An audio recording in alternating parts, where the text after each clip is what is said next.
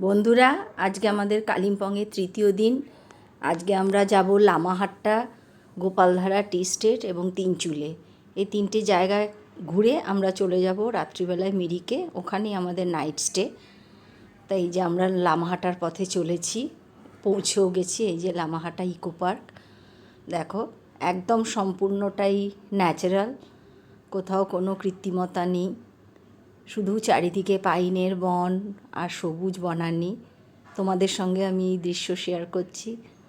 আমরা সবাই এই দৃশ্য উপভোগও করছি এবং তোমাদের সাথেও এই জন্যই আমি শেয়ার করছি। কি সুন্দর দেখো, ফুল, গাছপালা, প্রকৃতির এক অপূর্ব রূপ এই লামাহাটা ইকো পার্কে। তোমরা কিছুক্ষণ এই দৃশ্য উপভোগ করো। সত্যি খুব ভালো লেগেছিল সেদিন। আর সঙ্গে দেখো কুয়াশা, বৃষ্টি হচ্ছে না অথচ অদ্ভুত কুয়াশা, মানে এত সুন্দর। আমি এর আগে দুবার গেছি কিন্তু এই রকম ওয়েদার পাইনি। এবারে সত্যিই খুব ভালো লাগলো। এবারে আমরা চলে এসেছি তিনচুলে। দেখো এখানেও সেই একই ওয়েদার, ওই রকম কুয়াশা ঘেরা, হালকা হালকা ঠান্ডা, কিন্তু খুব ঠান্ডা নয়, বেশ সহ্য করা যাচ্ছে। চারিদিকটা সবুজ, চা বাগানে ভর্তি। আমরা এই তিনচুলেতেও সবাই খুব আনন্দ করেছিলাম। এই যে রাস্তার পাশে দাঁড়িয়ে সবাই যে যার মতন করে ছবি, রিল সব করছে। আসলে বন্ধুরা এক জায়গায় হলে একটা আনন্দ আলাদাই হয়, সেটা তোমরা সবাই জানো।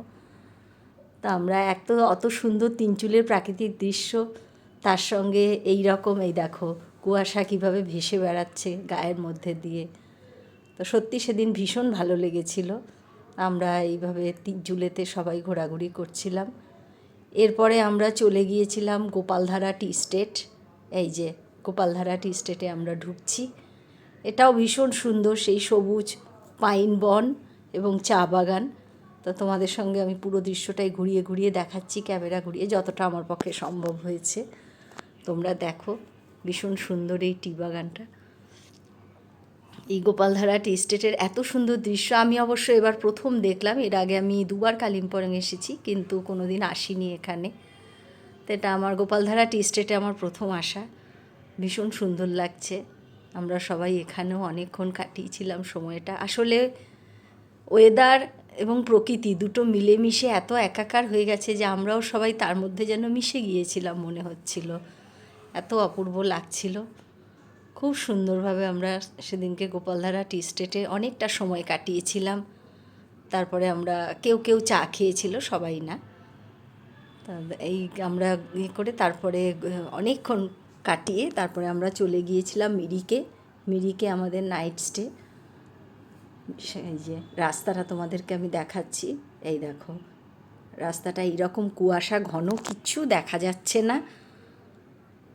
এই রাস্তা দিয়ে আমাদের পৌঁছতে পৌঁছতে বেশ খানিকটা রাত হয়ে গিয়েছিল। রাত্রে আমরা গিয়ে মিরিক হোমস্টেতে ছিলাম। পরবর্তী ব্লগে দেখাবো মিরিকের দিনটা আমরা কিভাবে এনজয় করলাম, কোথায় কোথায় গেলাম।